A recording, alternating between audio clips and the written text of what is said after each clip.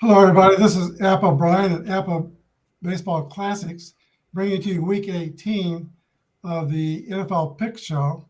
We have a different logo up in the corner, praying hands and the Buffalo Bills. Let that be a reminder that we need to be in hard prayer for Damar Hamlin and his mom, Nina, and the Buffalo Bills family in general. I guess a game like last night and the tragedy that overtook us is kind of a reminder of our mortality. And I just think we kind of need to hug each other, our loved ones, a little tighter and have a little more community at a time like this. This is the Week 18 NFL Pick Show. We have a special guest this week. Bob Zolke of Sportsman Z Channel is with us. Bob, thanks for joining us. Yeah, happy to be here.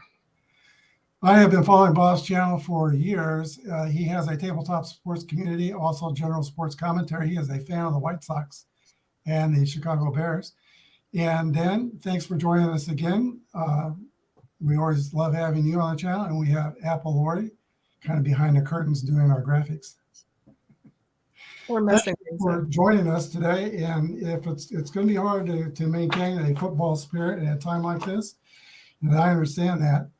But as far as I know, they are going to still play the Week 18 schedule, although they said today they are not going to play the Bills Cincinnati finish to that game this week. So we're going to jump right in, get started on our picks. First up is the Kansas City Chiefs and the Las Vegas Raiders. Oh, I'm up. Here we go. So Raiders have been playing very well. I think that, they had their chances in a tough game with the Niners there. The car benching, I mean, while it makes sense, it's hard to see a longtime guy kind of get embarrassed in, the last couple weeks of his tenure with the team. Chiefs, they'll play with anybody, and they're never going to cover their spread. It's always going to be about 3 points. It's a tough team to really have faith that they can put away teams that they're frankly quite a bit better than. Raiders always play the Chiefs tough, but I think with the coaching edge and the way the defense can step up in big moments, I'll take the Chiefs. All right. Hey, I just need to throw in there, KC has 13-3 and Las Vegas is 6-10. And we're going to do a little video. With the whole offense, but I love how driven he is. Not that one yet. I got that in the wrong order. I'm going to blame them. Okay. I don't know where it's at. Bob's up. All right. Well, in this game, you got the Chiefs and the Raiders have they've had a very disappointing year. I think they expected more, out of Josh McDaniels and his offense, and it just hasn't worked out. They haven't clicked. The Chiefs defense, I'm not really impressed with. They tend to, the only reason that the Chiefs are close to a lot of the teams they play is because their defense is, I don't think, all that impressive. But they always tend to outscore whatever the defense allows. And I don't expect that to be any different this week. And so I'm taking the Chiefs to beat the Raiders. All right. Mahomes to throw. Over the middle. Got his man. To the end zone. Did he get there? No, yes. Now it is called a touchdown. The Belldozer is back. We've been missing him all year. He's a great blocking tight end, and he's going to be a new toy for Andy Reid to work with going into the playoffs. Look for a lot of red zone help from him. We have some injuries. L'Jarius Sneed did not practice today. Joe Tinney looks doubtful with his ankle. We need that week off, so I think the Chiefs will make an effort to win this game. But they might not be able to the way Stidham played for Las Vegas. He was outstanding. And I don't know, Dan, if you saw those two catches that Devontae Adams made. Oh, he's unbelievable. Oh my Yeah. gosh, we about fell out of our chairs when he made those catches. And he will be particularly motivated because what happened the last time they played in Kansas City, he had a very frustrating day, Mhm. and then pushed down that reporter in the tunnel after the game. So I definitely think Devontae Adams will be highly motivated coming into this game. Lori, what do you think? I'm picking the Chiefs, by the way. Somehow. Chiefs I'm worried. all the way. Chiefs all the way. All right. So That's next it. we have Tennessee is 7-9 and Jacksonville is 8-8. Well, Yeah. this is a big game. I mean, kind of for the division at this point. It's a pretty disappointing division. To be fair, it's What's going on, Brian? and you know, I always like to take the hot hand. I really do think that Lawrence and that offense have looked very good. They're ascending, and I just don't really see a way for Tennessee to move the ball outside of Derrick Henry. They just don't have the receiving. The quarterback play has been just atrocious. Malik Willis, you know, if you can get Brock Purdy in the 7th round and you get Malik Willis in the 3rd, then your scouting department might have missed. He did have a 1st-round grade on him before the draft, but I just don't think he's going to be able to function as an NFL passer for a few years. Love Vrabel as a coach, but I think that this Jaguars team has too much juice for him.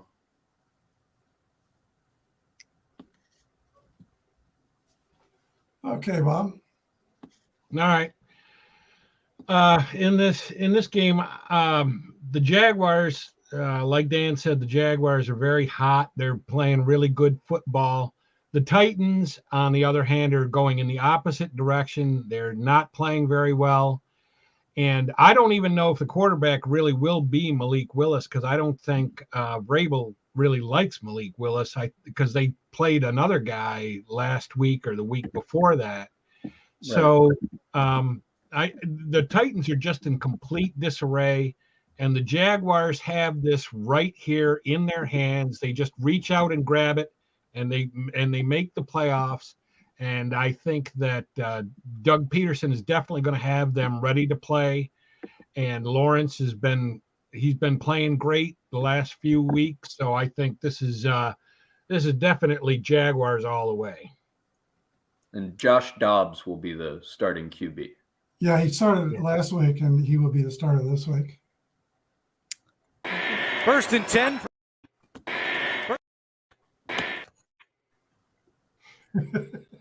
First and 10 for Jacksonville. And ETN on 1st down has a crease.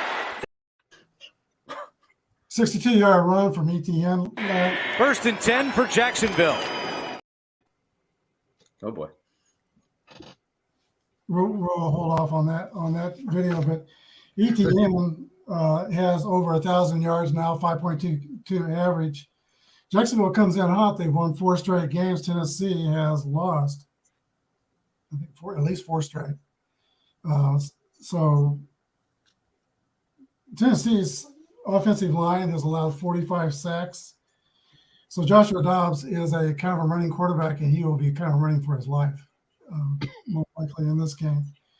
Tannehill's on the IR. So if they do make it to the playoffs, he may not be available even for the playoffs. They have lost 6 straight games. So we kind of messed up that on that graphic. And my mouse is not working on my computer I'm on. So that's why we're kind of fumbling around here. But Lori, if you can go back to that Jacksonville overlay, let's put that up.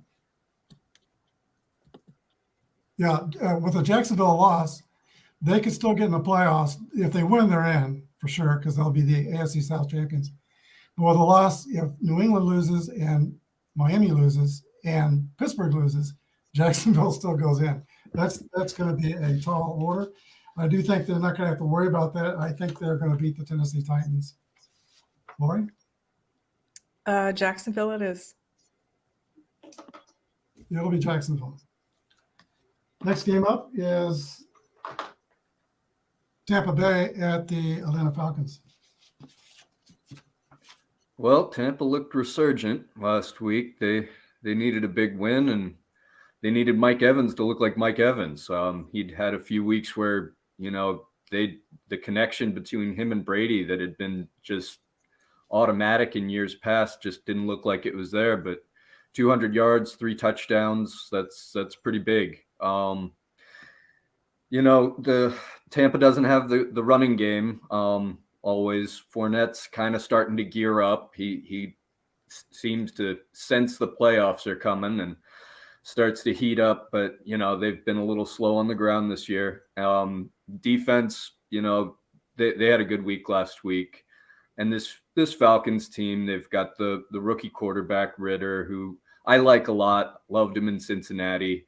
Starting to kind of put it together. Be great if he could throw a touchdown pass this week, but I think Tampa has a little more than the Falcons are going to be able to handle. All right, Bob.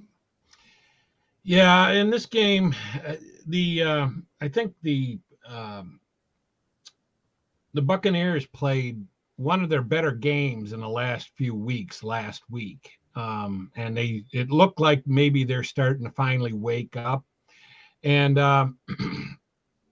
in Brady, you never really want to write Brady off. So, and then on the other side, the Falcons, Ritter still really, he's got a little ways to go yet. They have a few weapons on offense, but defensively, I guess they're adequate, but their offense just hasn't been clicking. And I think maybe the Buccaneers have finally woken up, and they're going to play better. You might be able to expect they're going to play better football from here on out, and when they get into the playoffs. So I'm going to go with the Buccaneers over the Falcons. I like Tampa Bay as well. You'd think they would treat this as a bye week as they can't improve their situation. They won the NFC South, but Todd Bowles said last night that they are going to play their starters. And commenting further, Tom Brady says you have to look at the man in the mirror. That's the one who counts. That's you. And you need to always give it your best when you're out there. So I do think Tampa Bay is going to give us a game and not rest anybody. He had a great game last week. 423 yards, 3 bombs to Mike Evans. They do still have a couple of problems. Worse is the left tackle still injured. Did Donovan Smith, the holding guy, play last week, Dan? Yeah, he did. The holding He guy did play. played. Well, that's maybe not a good news for him. He holds at the most inopportune times. But I think they're going to try to carry the momentum into the playoffs and play their starters. And what they've got is too much for Atlanta. Algiers can get, if he has a 100-yard game, he'll be up to 1,000 yards rushing. So I think he'll be trying for that. But I picked Tampa Bay to win this game. Who you got, Lori? Tampa Bay. Tampa Bay it is. Now, do you want to? We're doing this overlay. Yep. New England is 8-8. Buffalo is 12-3. If New England wins, they're currently the 7th seed. So if New England wins, they're in. But if they lose, they can still get in if Miami loses and Pittsburgh loses and Jacksonville wins. So they need a win to get in. Man, the Pats aren't that good. They're just not. The defense has really stepped up. Judon is one of my favorite players to watch off the edge. If Nick Bosa hadn't had the year he had for the Niners this year, I think he'd be the top defensive end in football. But man, the offense for the Pats, they're just not on the same page. The coaching is all over the place, which is bizarre to say at the end of a season for a Bill Belichick team. I'm not scared of any of those receivers. But the hard part is, like, are the Bills gonna be in this game? They just underwent one of the more tragic things I've ever seen in a football game. Just their reaction. It's gonna be so hard to predict where their heads are at for that game. But I know Buffalo's the better team. I'll take them in a game that they need for seeding.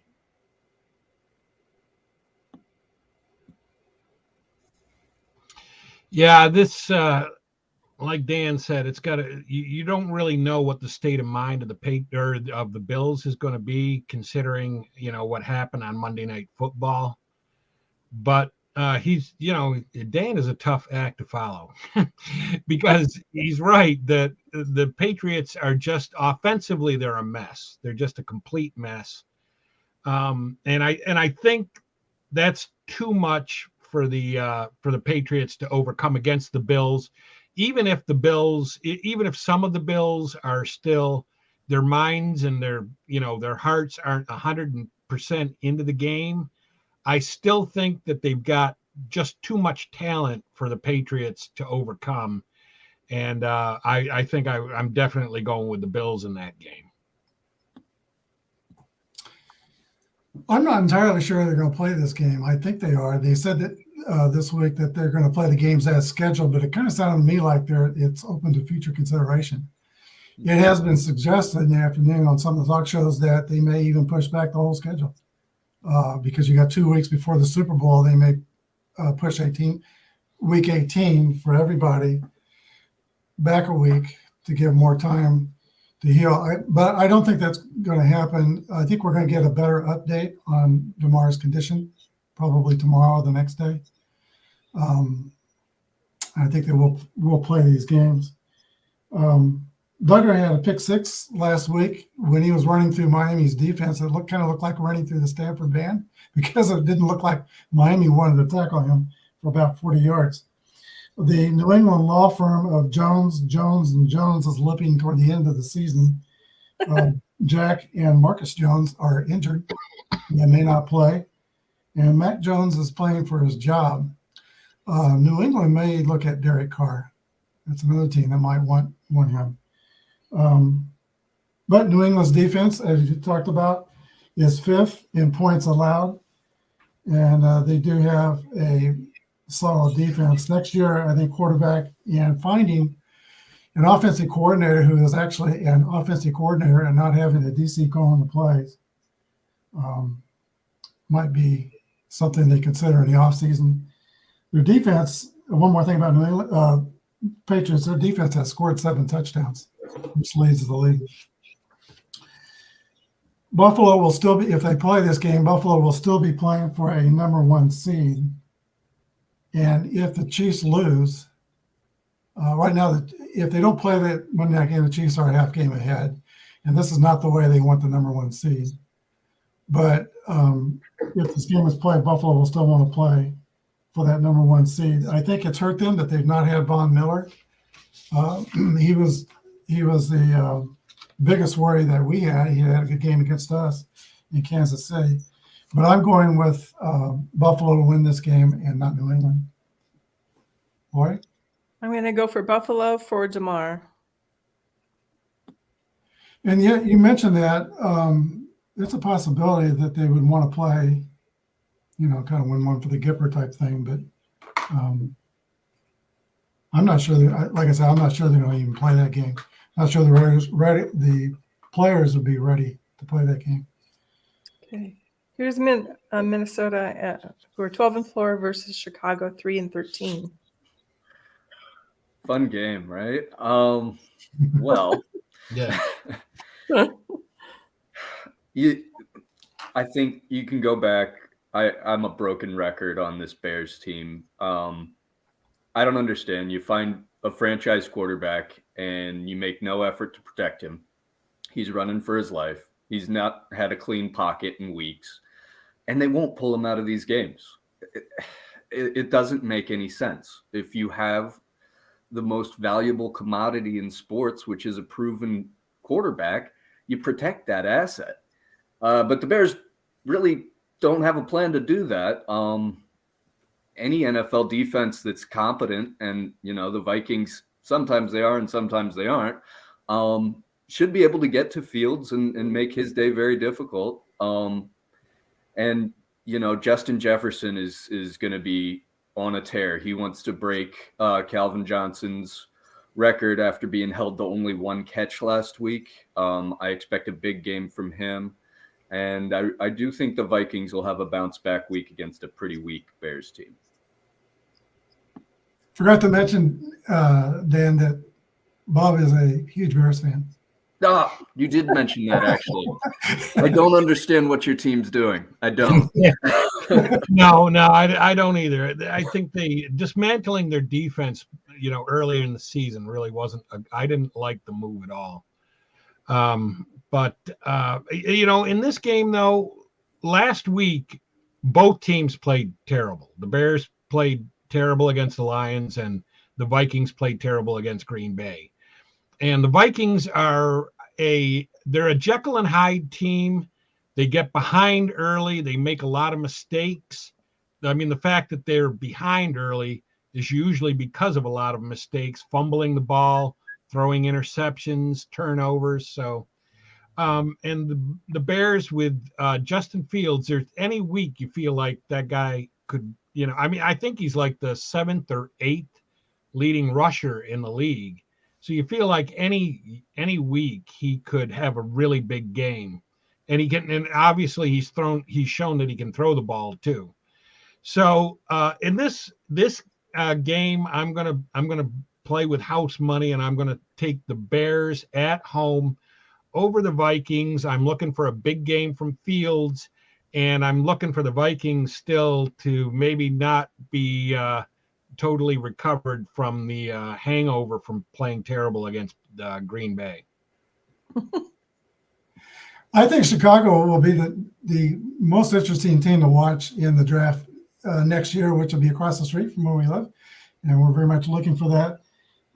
They've got their quarterback. He can throw the ball. He can throw the ball downfield too. He threw to the Three Amigos at Ohio State very effectively and downfield. It's got 1,143 yards rushing as a quarterback. Chicago has got a lot to look forward to. Neither defense is very good. The Vikings aren't very strong up front. Their secondary is not very strong. They do have good linebackers. The Vikings do. Vikings are still trying to play for home games, so I think they're going to try to win this game. I'm picking the Vikings. Cook, by the way, also has 1,136 yards, so he didn't catch up with Fields. Fields has got more than Dalvin Cook. Who would have bet on that before the season? And Justin Jefferson, like you said, Dan, one catch. Jair Alexander trash-talked him all week, and he couldn't get up for that. And Alexander shut him down last week. All right, I'm picking the Vikings. Lori? I'm going to the Vikings. Sorry, sports fans. I'm not seeing how Chicago could pull this one out. Next game is the Baltimore Ravens and the Cincinnati Bengals. Baltimore's 10-6 and Cincinnati's 11-4. All right, Dan, where'd we go? Did we lose Dan? There you are. We're back. All right, I'm back. Somehow it put me backstage. Probably where I belong. So, No. You're carrying the show. So, I mean, Bengals got to be close to the same headspace as the Bills. It can't be stated enough. That's a horrible thing to experience. The Ravens are they've fallen apart. Lamar Jackson, you can't say it enough. He means everything to that team. He puts that offense on his back and he makes it work to the tune of, about 27 points a game. With Huntley in there, maybe they score 10, 13. It's hard to score when you have very few receiving options outside of Mark Andrews. The defense for the Ravens, very, very good, but man, that Bengals team with that three-headed monster at receiver, with Mixon running the ball, and Burrow he's on another level as far as just telepathy with these receivers. He can find them whenever he wants, and he's going to ring up some points against a very talented Ravens defense. I expect the Bengals to win. Yeah, the Bengals they've got weapons on offense. Their defense is very good. Burrow has been great down the stretch. And the Ravens, without Lamar Jackson, like Dan said, without Lamar Jackson, it's just not the same offense. And I'm not even that impressed with their defense. They went out, they got Smith from us, Roquan Smith, and to improve that defense. And I really haven't seen. I mean, they let teams hang around, and they're not a good come from behind team either, especially without Lamar Jackson. So I think even if the Bengals are, even if the Monday night thing is still affecting them, I think they're still way more talented than the Ravens are, and I expect the Bengals to win. As you've been saying, the Bengals have only been averaging 11 points per game these last 4 weeks without Lamar Jackson. They're hoping he'll be back. They're also going to be hoping that Calais Campbell and Marcus Peters will be back too. They were on the sidelines last week. Their defense is third in points allowed. They've had trouble closing out games. They've given up some fourth quarter games this year. And I'll be very curious to see. Some teams have been playing like a high school defense against the Ravens. 6-man front, 2 linebackers. I'll be curious to see if that's what Cincinnati does. Cincinnati is the team that scares me the most as far as the Chiefs' hopes in the playoffs. They look like this to me. They are sticking out like a sore thumb, and I think we're going to have a hard time getting past Cincinnati. Mixon is bringing a lot of confidence. He said last week, quote, "We are the big dog of the AFC." They wanted to prove that last night, and tragically they didn't get a chance to do that. First time they played Baltimore, they lost to Baltimore 27-3. But some things have changed since then. Cincinnati's offensive line has gotten way better. And defense is playing well, although I didn't see Henderson on the field in that first quarter last week. So I think they're still missing him. Joe Burrows has the most touchdowns per season of any Cincinnati Bengal quarterback in the past. I am picking this team, Cincinnati. Lori? Oh, Cincinnati it is for me as well. So the next team up is going to be LA Chargers, who are 10-6, and Denver, who is 4-12. Well, the media has just gotten everything they wanted to out of this Chargers team. They're now the favorite to win the Super Bowl in the national media, as they always will be. Chargers are good. Stadium. Yeah. Complete team, pretty good defense. The offense is humming with Williams and Allen back. And, Eckler is he's such a weapon. He's up there with McCaffrey for me as the most multifaceted weapons in the league at running back. And the Broncos, unless they are playing the Chiefs, they're just not very good. But, man, they play the Chiefs great. Russell Wilson, he's still not on the same page, you can tell. I think that the coaching could have only improved with the interim coaches in there, and you can kind of see maybe a little spark of life leading into next season, hopefully for the Broncos. Defensively, fairly talented, but I just don't see them even having a shot at hanging with the Chargers. Chargers were going to win this one easy. Yeah, the Chargers are a much more talented team than the Broncos. The Broncos showed a little bit of life last week. They played a lot better than they have in recent weeks. and I think Wilson ran a little more, and I think they need to go more towards that game plan and use him more like he played when he was in Seattle. But and if the new coaching staff implements something along those lines, they should be a better team offensively. And defensively, they're a pretty good team. But again, all the weapons that the Chargers have and their defense is good, and the Chargers are just a much better team than the Broncos, and they really should win the game. So I'm going to take the Chargers. With the whole offense, but I love how driven he is. Eckler finding his seam, showing the wheels to the 20. Eckler, house call. No flags. 72 yards for the Chargers. House call touchdown from Eckler. That man is a physical specimen. Chargers have their players back. Joey Bosa's back. It might be kind of like still training camp for him as he went out week 2, and it's been a long time off. But Bosa's back. Not sure about Derwin James, that he's seeking missile they've got in the secondary back there. He may not be playing. He is in concussion protocol. Word has come out for the Denver Broncos that they are pursuing Jim Harbaugh. And Harbaugh said that if he's offered an NFL contract, he'll take it. Carolina's also pursuing Jim Harbaugh of Michigan to be their head coach next year.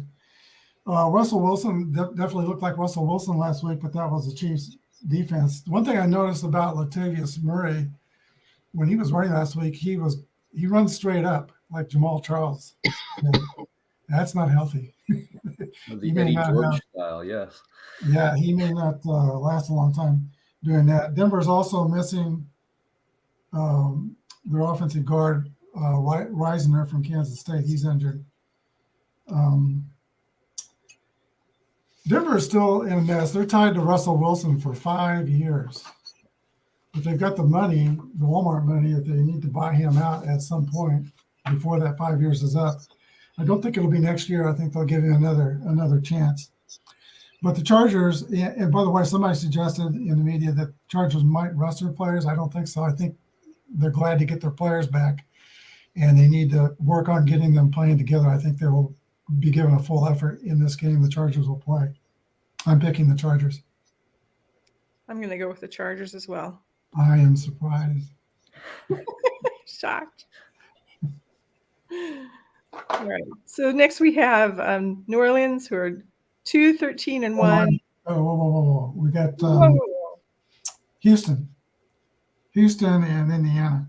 Okay, Houston. They're the ones that are 2-13-1. and Indiana, they're 4-11-1. Man, my grandfather used to say this is going to be a great game. Both teams stink. This is that game. This is definitely that game this week. The Jeff Saturday experiment has been an abject disaster other than the first game he coached. And I'm fairly certain that the Texans are as heavily invested as any team I've ever seen in getting the number 1 pick.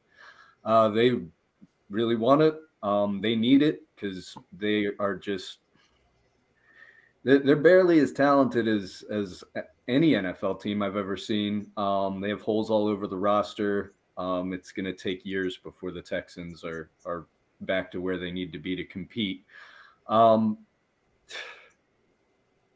man, the Colts are bad. They give up points like nothing else. And the Texans have played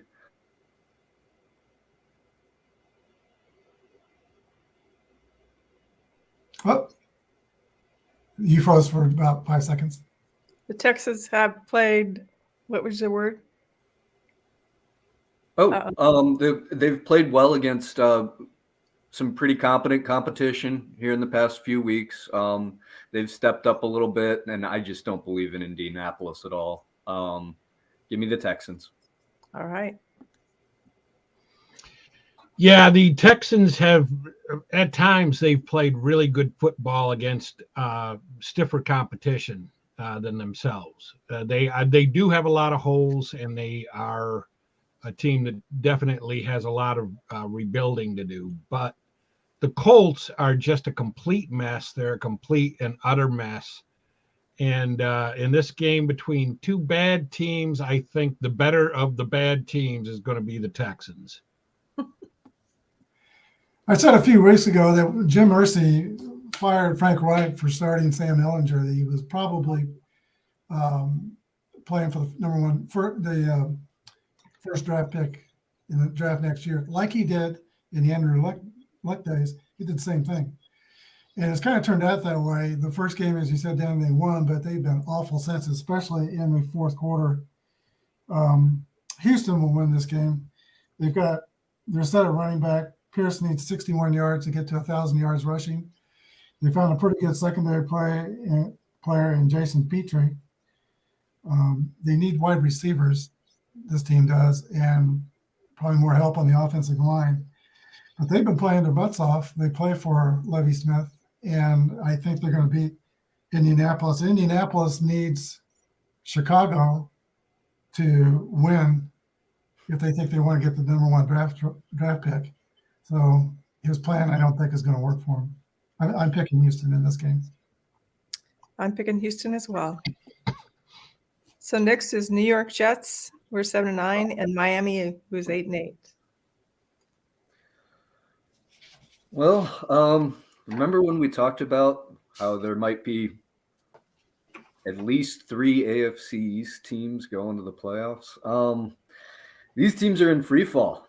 The Dolphins, they're a mess. I would run before I played quarterback for the Dolphins. There's a rash of concussions out there that I've never seen that many for one team in one season. At a certain point, do we really want Tua to come back after all of this? I mean, that's very concerning for me, for any human to go through all that trauma. The Jets, man, Mike White, he might have come back too soon. He didn't look right. Jets defense, while they're solid, they can give up some points. And man, Miami just doesn't look like they want to play anymore this season. It's a tough one. It really is. Give me the Jets. I just think that they might have a little bit more going right for them than the Dolphins. That's all I got. Yeah, the Jets didn't look good at all last week. Mike White is, I don't think that he's really the answer for the future for them. And they may have the same problem whether they play him or Zach Wilson. And their defense played really great earlier in the year, but it's been wearing down lately. Whereas with the Dolphins, you've got Tua's not going to play probably because of the concussion protocol and that he suffered that concussion a couple weeks ago, and Bridgewater injured his hand last week. So we don't even know. I mean, maybe the third string quarterback for the Dolphins will be playing this week.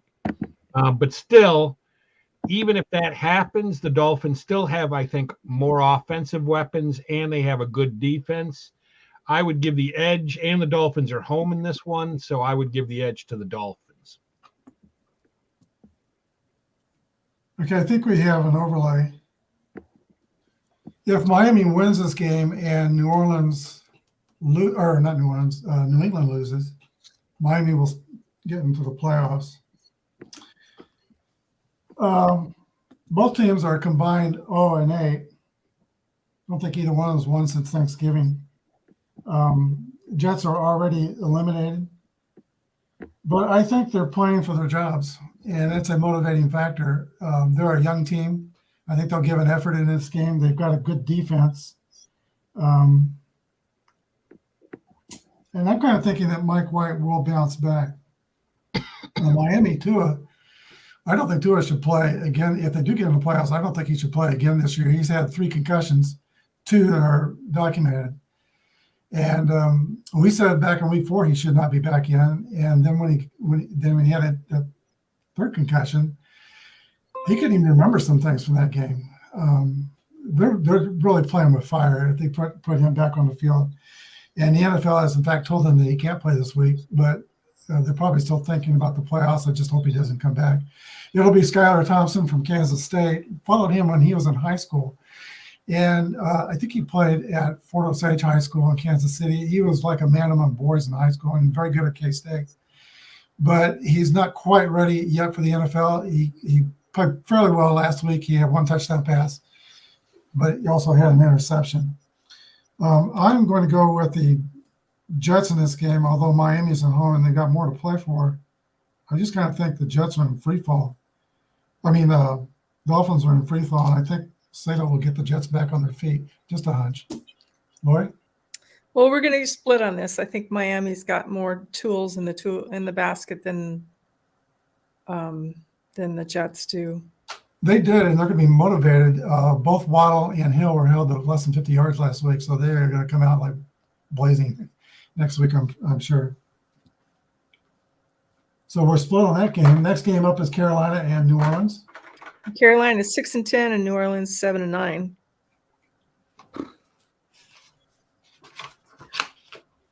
Have fun, Dan. That's a toss-up. Well, Carolina, they've had every opportunity to be successful this season, and they've squandered them. Fairly talented team. They've got a stable of running backs. Moore is a great receiver. And I think Darnold has looked sharp at times. New Orleans, they're figuring out how to piece it together every week. It feels like the defense is fairly good, and man, Lattimore had a great pick last week.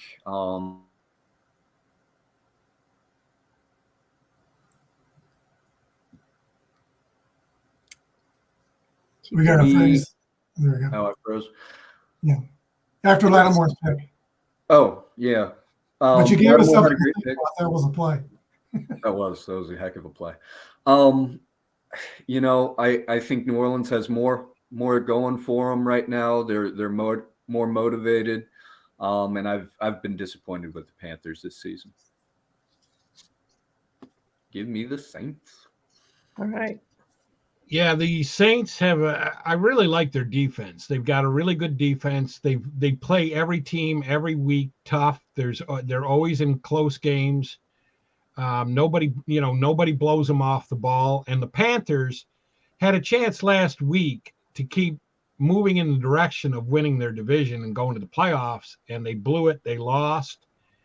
And I think that shows that even though with the new coaching staff and the new approach, it's still not quite enough to put the Panthers, not over the top really, because they're not even close to that. But I don't think it's enough to overcome the shortcomings that the roster for the Panthers has.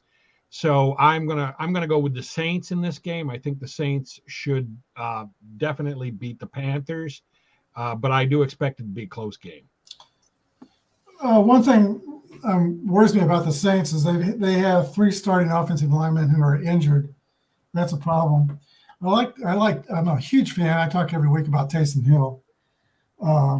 He's at 68%. When they let him throw the ball, he doesn't throw the ball very much. 2 touchdowns, no interceptions.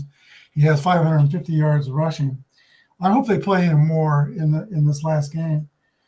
Kamara has had kind of a so-so season by his standards, 790 yards, 4-point average, 437 yards receiving.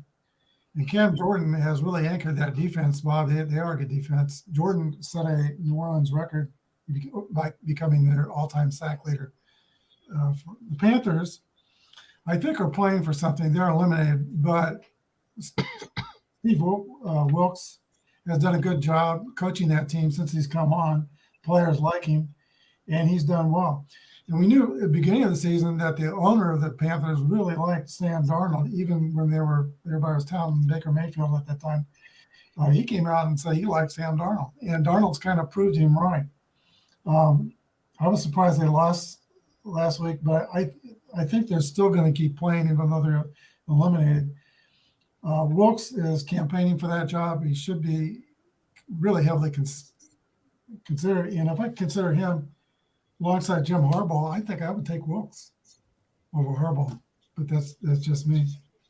I'm picking the Panthers. I'm kind of going against the grain here. Lori, who you got? I'm going to go with New Orleans. Sorry. I just feel like they're a better team. Well, I should have let you go first because you would save me on that pick, I'm sure. Next up is the Giants and the Eagles. The Eagles are going to be wearing their all-black uniforms. I don't have an all-black helmet, so I reached back for the vintage Eagle helmet, the Harold Carmichael white Eagles helmet. All right, and the New York Giants are 9-6, and Philadelphia is 13-3. Well, Phillies stumbled. They looked like the juggernaut, and now they look like they've got some holes. Jalen Hurts, we'll see if he comes back this week. I don't think he will. And man, this Giants team, they're playing very well. They're as well coached as anybody. I believe he's done enough to probably earn Coach of the Year. He might take it from Sirianni here in the last week if he can pull this one out. Dable.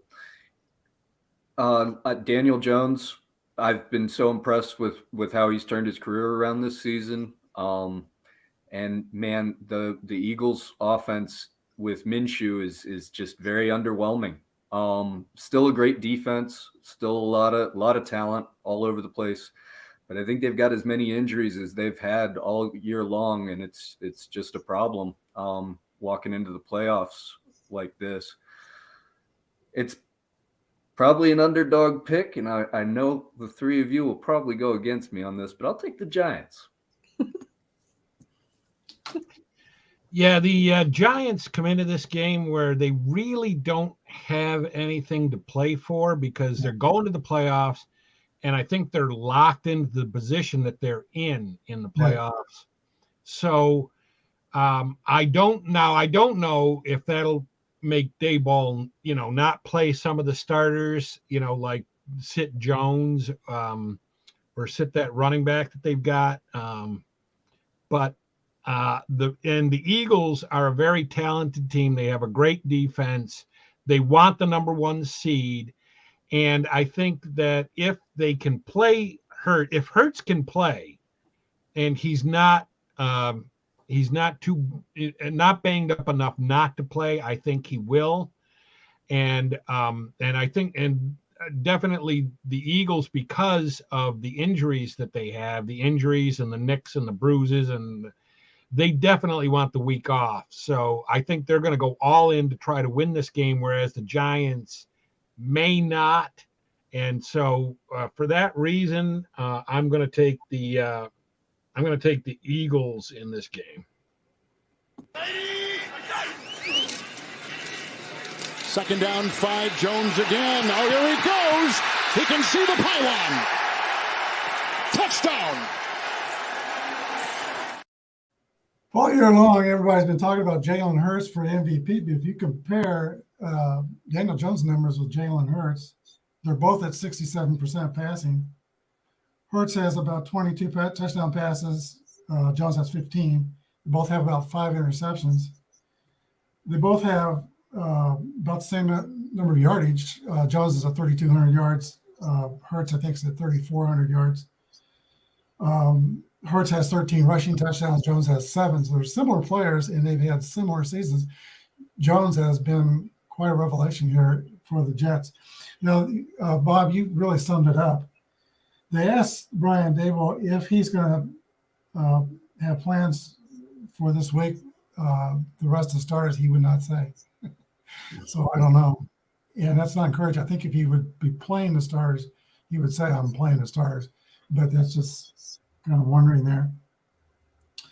But you're right. The Giants cannot improve their playoff position with a win or hurt it with a loss. New York is 15th in points for and 16th in points against. So I think Daboll has done a masterful job of negotiating kind of average talent. I mean, he hasn't had wide receivers. He's got Barkley. He's got Jones. But the rest of the team is fairly average.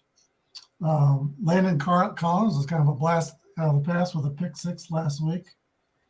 But I don't know if they're going to roll over and not play the starters or not.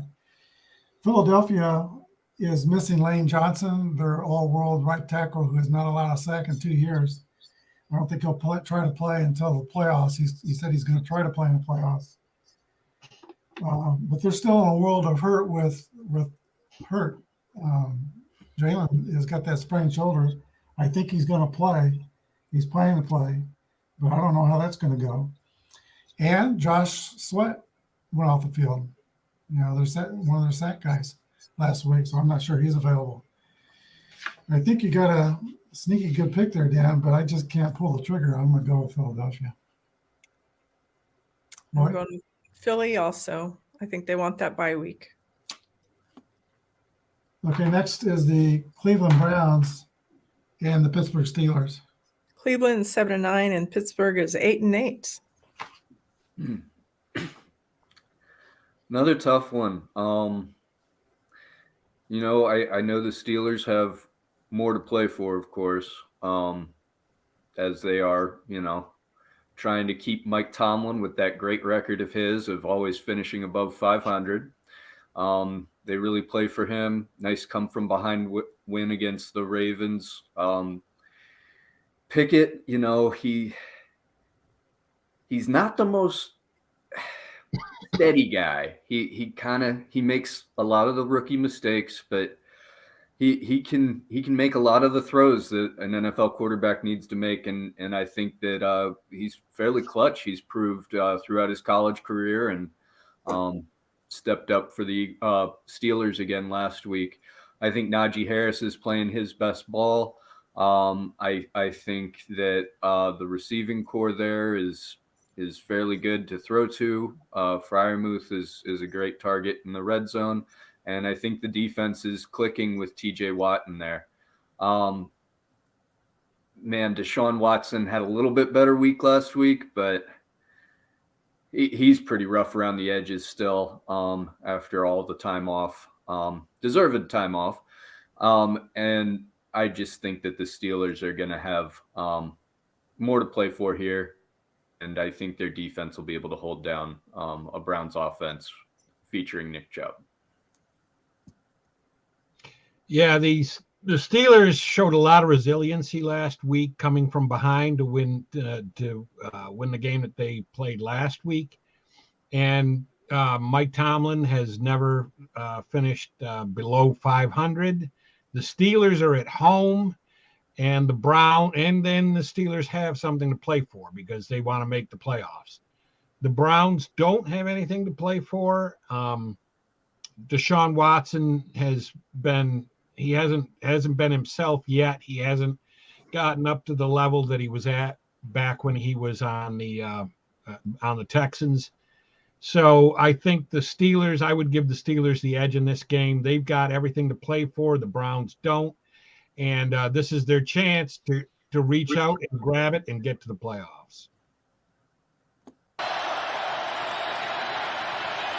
Pickett, flush, pressured, throws on the run, caught by Harris for a touchdown!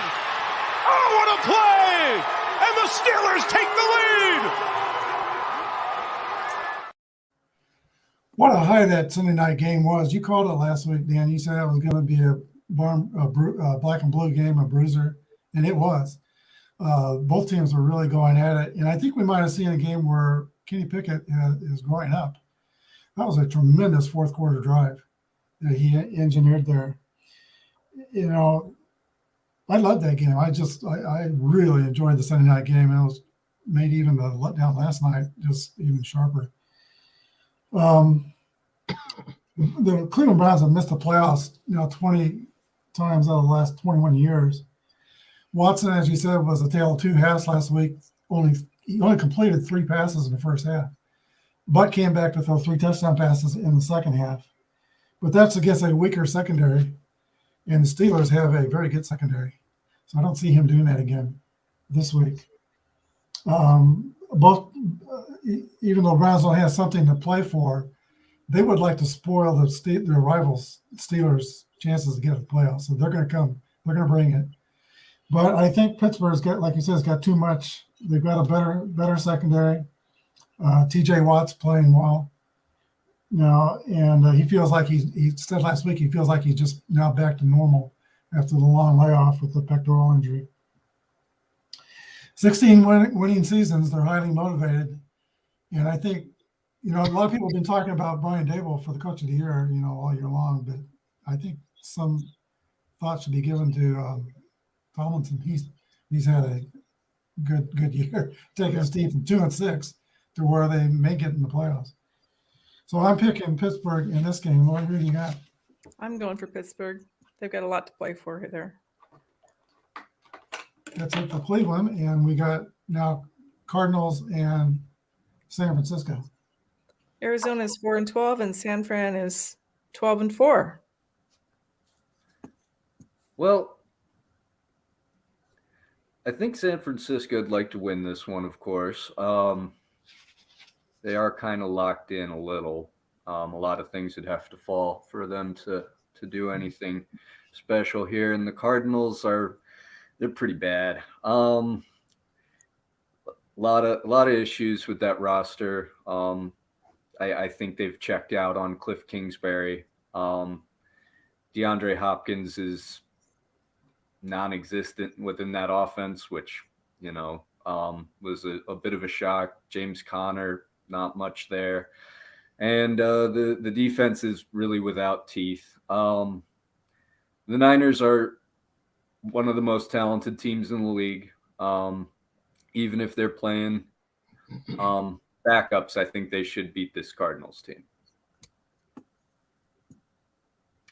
Yeah, the Cardinals are a completely terrible team right now. They're playing their second or third string quarterback. I don't think they'll play Colt McCoy even if he could come back from the concussion protocol that he was in. And they're terrible. And the 49ers are a really talented team. They have a lot of weapons. Brock Purdy has been playing great. They have one of the best defenses in the NFL. And I think even if the 49ers are right where they're going to be for the playoffs and they don't really necessarily have anything to play for, I think they're still way more talented than the Cardinals. And I don't think there's any way that I would see them losing to the Cardinals. I think both teams will be motivated. Cliff Kingsbury is probably coaching his last game in Arizona. I'd be very surprised if they carry him over. But again, who's going to want to come and coach that team when they don't have Murray to work with for most of next year? It's going to be a difficult sell to get somebody to come there. I do think Arizona will put forth an inspired effort in J.J. Watt's last game of the season. But now, guys, San Francisco is the second seed right now, and if Philly loses, they're going to get the bye. Yep. So I think they're going to go out of their way and make sure they don't drop the ball. Deebo Samuel has returned in full practice, so I think Deebo Samuel will be back on the field. Although in the meantime, they found Ray McLeod, and what a find he's been the last couple of weeks. McCaffrey is the difference. They said when they got him, he could take him to the Super Bowl, and I think that still holds up. McCaffrey's been terrific. Teams won 9 in a row, and their defense is first in points allowed. I think they're the best NFC team right now. I'm picking San Francisco. Easy pick for me, too. San Fran it is. All right, next game up is LA Rams and Seattle. LA Rams 5-11, and Seattle's 8-8. Well, a lot of pride for the Rams. I'm sure they'll come out and they'll play hard. Baker's kind of come back down to earth a little more than his supporters would like to admit. And the Seahawks they're going to want to win. Geno Smith needs to get it back on track. They really need to start stepping back up.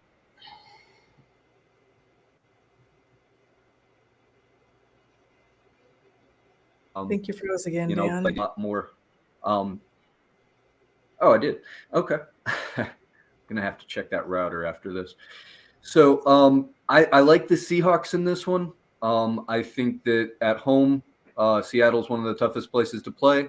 Yeah, they've had some stumbles here recently, but I believe that they can beat a Rams team that's sitting most of their best players. Yeah, the Seahawks, if the Seahawks win and the Lions lose, the Seahawks are in the playoffs. So they definitely have the motivation to win and try to make the playoffs. And I think that they're definitely a better team than the Rams. Cooper Kupp is out. And if you watch my channel, you know I'm not a big Baker Mayfield fan at all. I think the guy has been overrated since the day he arrived in the NFL. And he continues to show that. I mean, he had really one really good year, and I'm just not impressed with him. The Rams have a lot of injuries. They're not playing for anything. They're not going to go to the playoffs. So I think definitely this is Seattle's chance to help themselves and try to get into the playoffs. They still need help from the Lions, but I think they'll be motivated to win and to beat the Rams, and I think they have the roster to do that. So I'm taking the Seahawks. Yeah, Seahawks need to win, and that's the one where they have to have Green Bay lose or tie to get in. I think Baker Mayfield's playing for his job. Was he a number one draft pick when he came into the league? Yeah, he was first pick in the draft. Yeah, and it's been disappointing. He had that one spectacular drive to win that one game for him, but it's not been very good otherwise. So he's playing for his future. Other than the Bears, next draft, I think I'm going to watch the Rams most closely. They need to draft an offensive lineman, and then they need to draft another offensive lineman and another offensive lineman. They've had problems. They've given up 54 sacks this year, and whoever plays quarterback for them next year, they better hope they get an offensive line. I think it's doable. You know, after the Chiefs lost the Super Bowl at Tampa Bay, they replaced their offensive line, and that went well. So it is doable. They got dominated by the Chargers last week, but I don't see that they're going to have much of a chance against Seattle. Geno Smith, fantastic season, 70%, 29 touchdowns and 9 interceptions, and over 4,000 yards passing. Kenny Walker needs just 69 yards to get to 1,000 yards to cap off his fantastic season. And Lockett, I think, got back on the field last week, didn't he? Yeah, so he's healthy and back. The only problem is we're 24th in defense. DK Metcalf, he had a 1,000-yard season. So overall, Seattle Seahawks had a way better season than I thought they were going to have coming into the year. I thought they were going to be one of the dregs of the NFL. They've had a really good season, and they could get into the playoffs. I am picking Seattle. So am I. And next, we're going to go to Dallas Cowboys and Washington. Dallas is 12-4, and the Commanders are 7-8-1. Well, Ron Rivera, he really blew it last week. That was one of the worst coaching decisions I've ever seen, and of course, it's the Commanders that make it. I wish you had a picture of their new mascot, the pig. I thought That is about the most terrifying thing I've ever seen. That's horrible. that. The PR and marketing folks in Washington continue to be inept. And the coaching last week, starting Carson Wentz in a game that decided whether they would go to the playoffs or not, was a gaffe that's just might get Rivera fired. In my opinion, it probably should. You know, I don't know what Washington will roll out as far as quarterback wise, but I don't think it's going to matter against the Cowboys. Cowboys are deep on defense, very talented on offense. And as the season moves along, I expect them to really take care of a Washington team that just can't get out of its own way.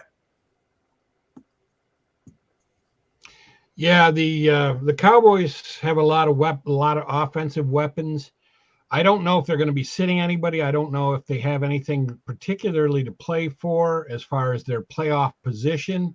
But even if they sit Dak and they play Cooper Rush.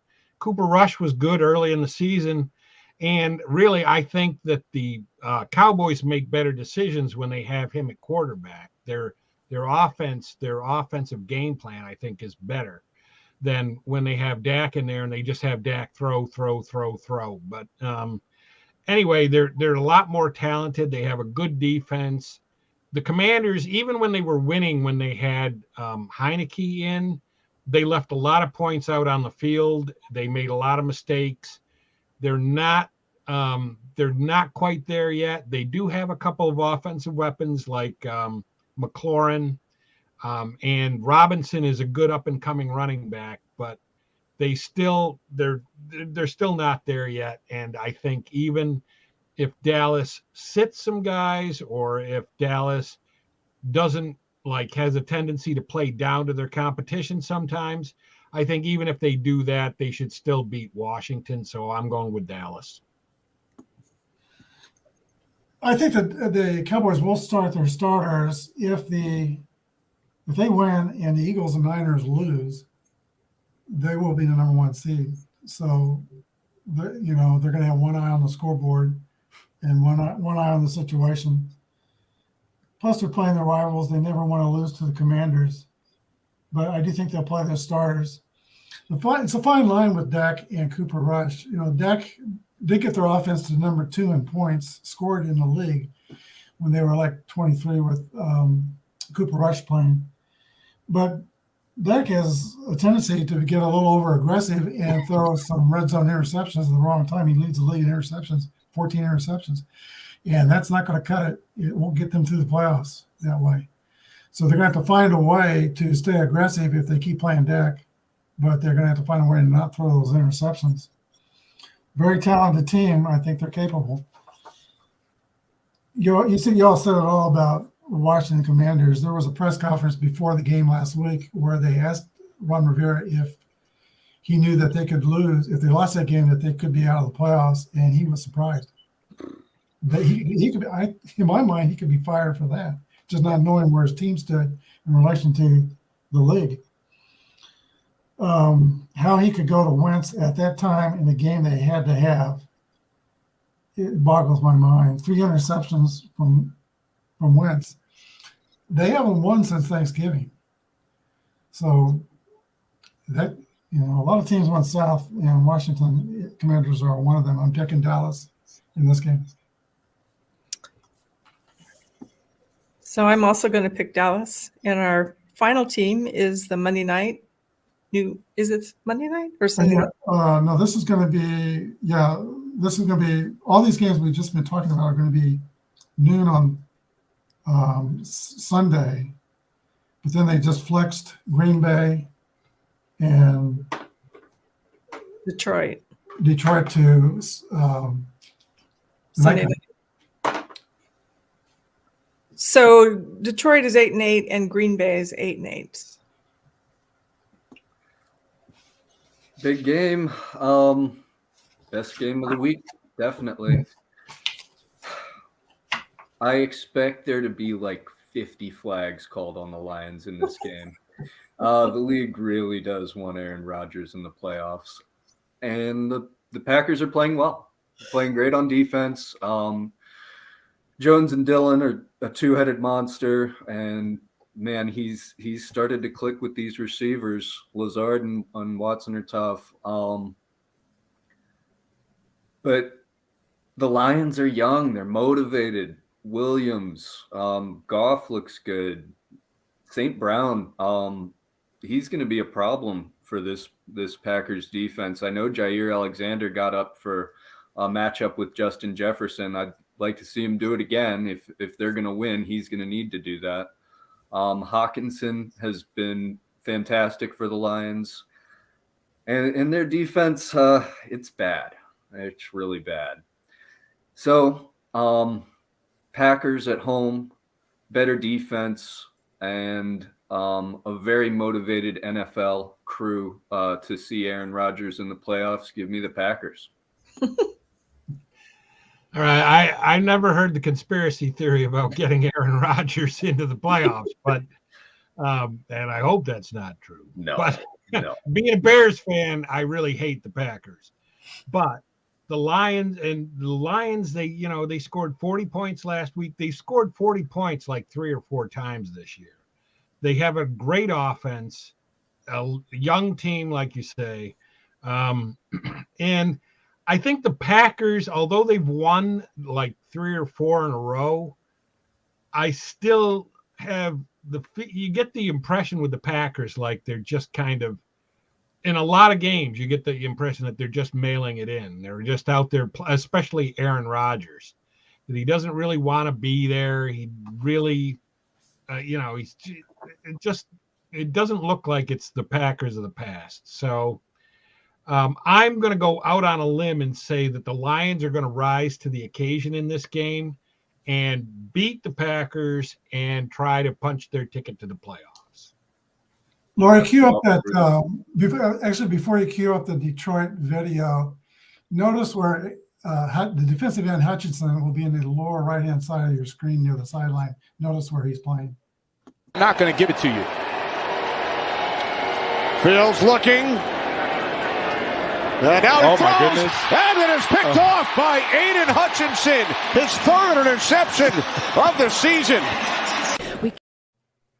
I kind of love that play. It reminded me of a play I saw in high school basketball where a guy came out of the crowd to score a game-winning basket. You can't come from the sidelines, but he was on the inbound territory. Kudos to Dan Campbell. His mind is working. He's motivating his team. He's got his team playing well, and he brought him back from a total flop when they played Carolina. If the Lions win and the Seahawks lose, they're still in. And DeAndre Swift, each week, he's getting a little bit better. And they got quite a running tandem there. Lori, we got a video on Green Bay. 61-yard winner last week. On both sides so far, 9 plays, only 12 yards total for both teams combined. No first downs. This is Nixon, who's dangerous. Oh, here he goes! My goodness! He's taking it the distance. You talked about how dangerous he is. The most kick return yards in the NFL. And he shows it right there. He had a 94-yard kick return last week. And here he is again. Wow. Wasn't that video, I mean, the camera angle on that just perfect? They didn't know he was going to run that thing back.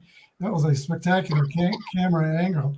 I wish baseball would take a cue from the NFL and do a little better with their camera work when they televise baseball games. That was a great view. Keyshawn Nixon, as he said, had a 94-yard return that didn't quite get to the end zone 2 weeks ago, this time from 105 yards back. I don't know what Detroit's going to do. The guy's going to have to kick it out of the end zone or something, or maybe just let him put it on the 40-yard line. I don't know if I would want to kick that guy the way he's going right now. I've been calling them the zombie Green Bay Packers, and they're another team that's gone from 2-6 to the doorstep of the playoffs. We might get in, and like you said, Dan, it's going to be interesting to see if Jair Alexander can do to Amon St. Brown what he did to Justin Jefferson, do different types of receivers. If Green Bay wins, they are the 7th seed. I like Dan Campbell. I like the Lions, but I think Green Bay is going to win this game. It's supposed to be 29 degrees in Green Bay this Sunday and cloudy. Detroit is an indoor team. I think Dan Campbell will have them ready for the cold weather, but that does kind of favor Green Bay a little bit. I would think at least. I still got Green Bay. I What? picked Green Bay as well. So, do you want your overlay? Yeah, if the Lions win and the Seahawks lose, Lions are in. And I think it would be fun to see them in the playoffs. I'm not sure there's a lot of teams that want to play them in the playoffs. Now we need to figure real quick before we go who is the picks that we're going to send to Rob's channel. We agreed on most of these picks, but there is some disagreement on the Minnesota-Chicago pick. 3 Minnesotas, 1 Chicago. Bob, you're our guest. Who should we send to Rob? What? What are you asking? Yeah, we're choosing between the ones where we disagreed for our competition with Rob's channel. We had 3 Minnesotas and 1 Chicago. Are we okay to stay with Minnesota, or you want us to do Chicago? Chicago. There we go. We'll Yeah, do that. stick with the gun. You know, it might not be a bad pick. Not a bad pick. Sometimes, if it's a close game, it's going to be a bad pick. But if it's not, Minnesota's laid a lot of eggs this year. Chicago could do it. We got 3 Green Bays and 1 Detroit. How do we feel about Green Bay? Oh, Dan, you took Green Bay, right? Yeah, I took Green Bay. Okay. I think I'm good with Green Bay. Do we want to stay with Green Bay? Yeah, I'd like to see the Lions win, but I don't know. Cold weather, young team, and man, the Packers can run the ball. Well, we got 2 New Jersey, 2 New York Jets, and 2 Miami Dolphins. Both teams are in free fall. Who would you like to see us send, Bob? I still think the Dolphins are going to win that game. They're overall more talented team, certainly on offense. It's a home game. We'll send Rob Miami. 3 New Orleans. I'm the only Carolina. Let's send New Orleans. 3 Eagles and 1 Jets or Giants. You got to go Eagles on that. We'll go Eagles. Yep. And we're in complete agreement on the rest of those. Bob, it's been a blast having you on the channel. Thank you for coming. Yeah, my pleasure. I love being here. Dan, thank you. Lori, for your work. Thank you very much. Keep the family of DeMar Hamlin in mind. Pray for them. Pray for the NFL in general to make the right decisions going forward. Thanks for watching. Have a good day, everybody.